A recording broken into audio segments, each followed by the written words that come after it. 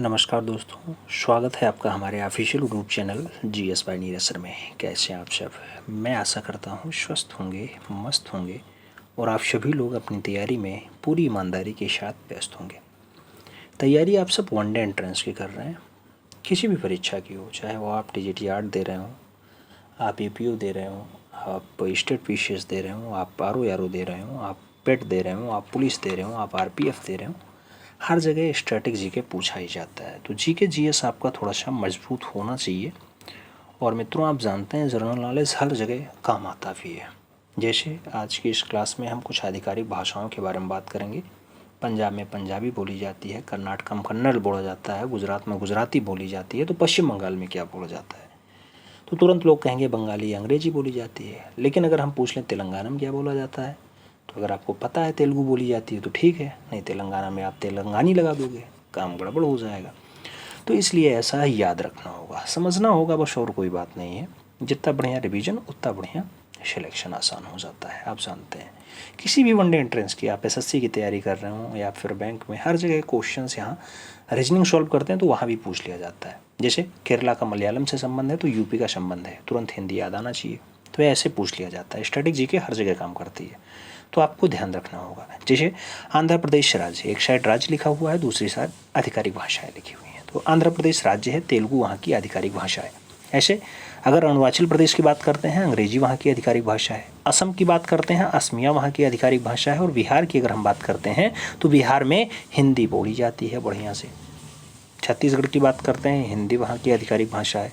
गोवा की बात करते हैं, को कोंकणी और अंग्रेजी जो है यहाँ पे आधिकारिक भाषा के रूप में है। एक बार कोंकणी आपकी परीक्षा में पूछा जा चुका है, याद रखना। गोवा की आधिकारिक भाषा कोंकणी एक बार परीक्षा में छप चुका है, इसलिए इसे याद रखना। आगे गुजरात की बात करते हैं, गुजराती याद आएगा। हरियाणवी की बात करते हैं या हरियाणा की बात करते हैं तो वहाँ हिंदी पूछा जाता है। हिमाचल प्रदेश की बात करोगे, हिंदी पूछा जाएगा। वहाँ पे क्या है आधिकारिक भाषा? हिंदी।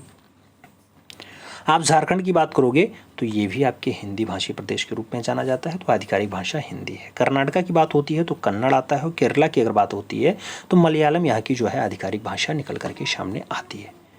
आप आगे बढ़ोगे, मध्य प्रदेश के बारे में देखोगे तो हिंदी यहाँ पे भी आधिकारिक भाषा होती है। महाराष्ट्र में मराठी चलती है, याद रखना। और मणिपुर की जब बात आती है तो मणिपुरी जो है यहाँ की आधिकारिक भाषा निकल करके सामने आती है। मेघालय की अगर बात होती है तो अंग्रेजी जो है यहाँ की आधिकारिक भाषा है, अंग्रेजी में ज़्यादातर काम होता है यहाँ पे। मिजोरम की बात होती है तो मिजो यहाँ की जो है आधिकारिक भाषा है। और नागालैंड की बात करते हैं, ये भी परीक्षा में छपा हुआ क्वेश्चन है, तो अंग्रेजी यहाँ की आधिकारिक भाषा है, याद रखना। पुलिस परीक्षा वाले तो बिल्कुल याद रखना। आगे उड़ीसा की बात होती है तो उड़ीसा की जो आधिकारिक भाषा है उड़िया है, पंजाब की पंजाबी है, राजस्थान की हिंदी है। और सिक्किम की अगर बात आएगी तो सिक्किम के लिए आप अंग्रेजी, नेपाली, सिक्किमी और लेप्चा का नाम जरूर याद रखिएगा, ये सिक्किम की आधिकारिक भाषाएं। तमिलनाडु की बात होती है तो तमिल, आपसे सिक्किम में एक बार ऐसा क्वेश्चन से नेपाली के साथ मिलाने को दिया गया है, याद रखें। तमिलनाडु में तमिल बोला जाता है। तेलंगाना में तेलुगु है यहाँ की आधिकारिक भाषा, तेलंगाना की तेलुगु है आधिकारिक भाषा मित्रों।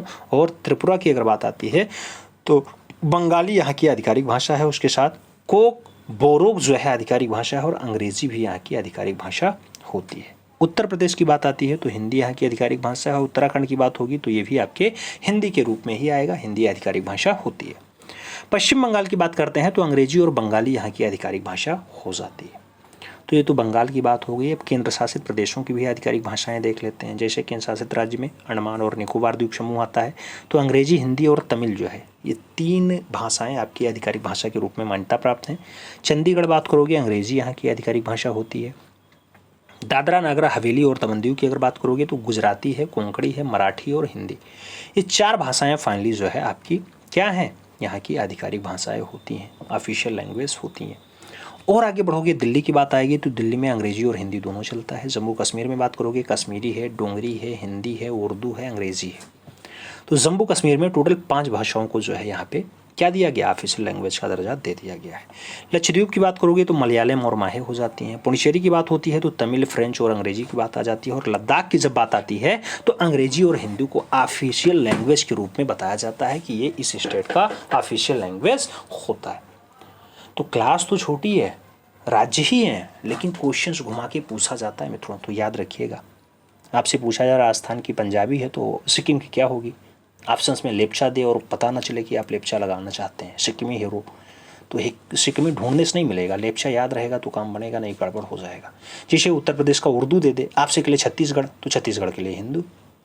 गोवा के लिए कोंकणी दे दे आपसे कहते पश्चिम बंगाल में क्या चलता है। हम मान लो बंगाली ऑप्शंस में नहीं दिया गया, अंग्रेजी दिया गया, तो आप क्या करोगे? जब आता है तभी ना लगाओगे। इसलिए मित्रों आपको ऐसे क्वेश्चंस ध्यान में रखने होंगे, एक दो बार जब प्रैक्टिस करेंगे तभी समझ में आएंगे। उम्मीद है क्लास अच्छी लगेगी। आप किसी भी परीक्षा की तैयारी कर रहे हैं, हर जगह ये काम आने वाला है, तो रीजनिंग की तरह समझ लो इसे लेना है और थोड़ा थोड़ा डाटा पर डे मेंटेन करते हुए चलना है। मिलते क्षण में, तब तक के लिए दिल से सलूट। जय हिंद।